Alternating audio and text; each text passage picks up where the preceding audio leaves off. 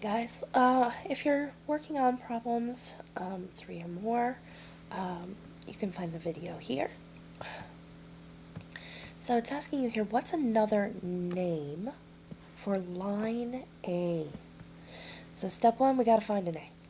Okay, cool, here's A, and it seems to be at the end of this line. Remember that lines are straight and have arrows on the end. So looks like we've got a line here. If we want to write another name for a line, you can use a line's given name. In this case, they called it A. Or you can use 2 points.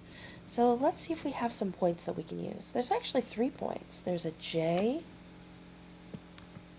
there's an N, and there's an M.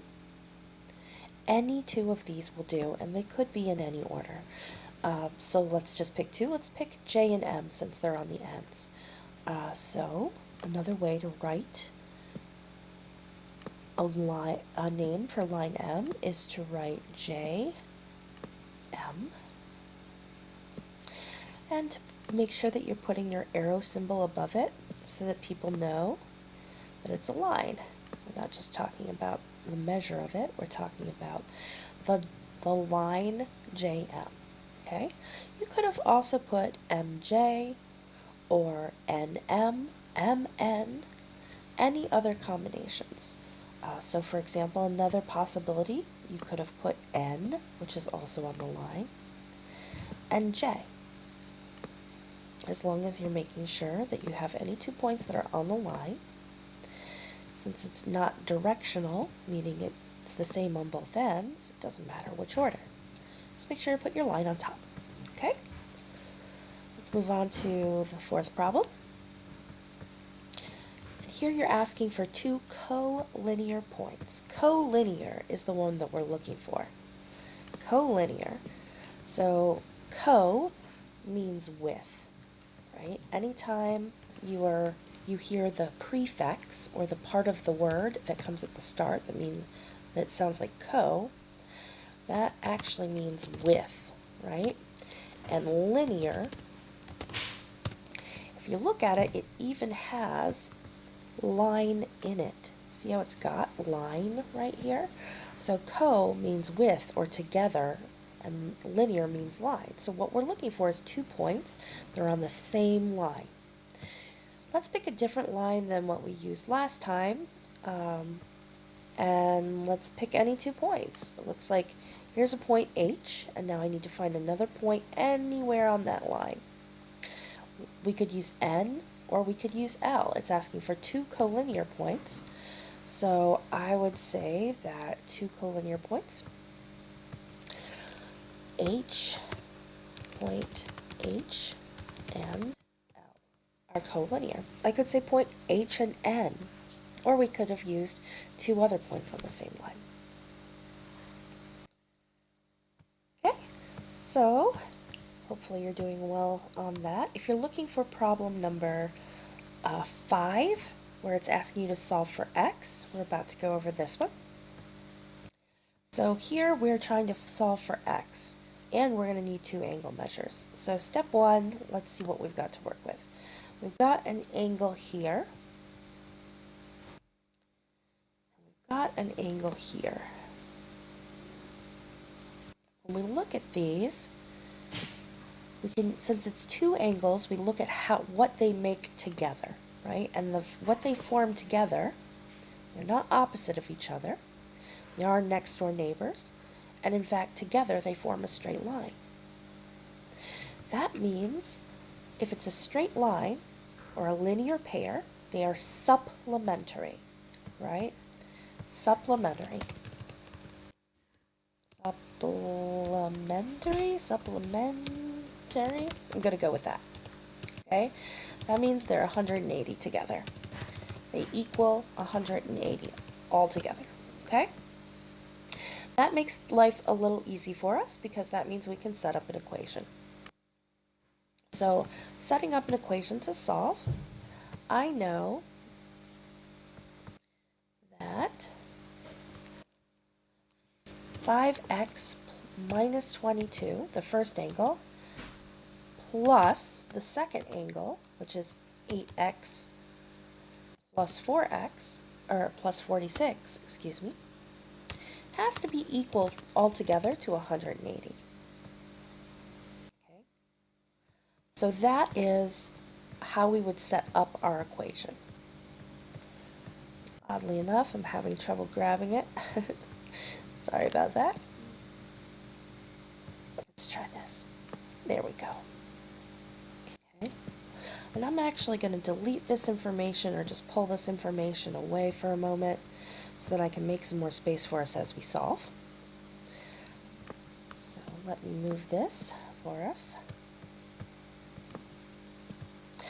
And I cannot because it's view only. Oh, bummer. Okay, well, let's see what else we can do. Let me try moving it over here and zoom it out for us a bit, okay? There we go, that might work. Give ourselves a little bit more space. And see if we can get that working a little bit better here.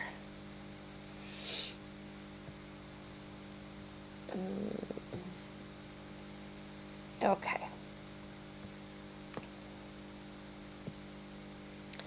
So let's go ahead and solve our supplemental value here.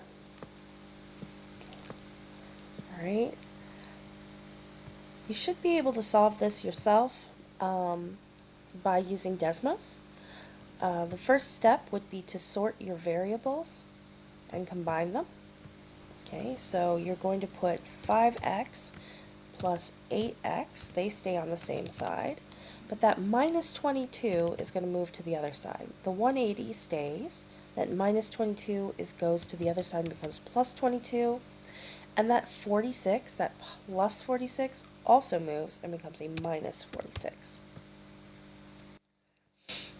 Okay, once you get to this point, if you want to, you can open Desmos, and if you need that help, combine these into 13x is equal to 156.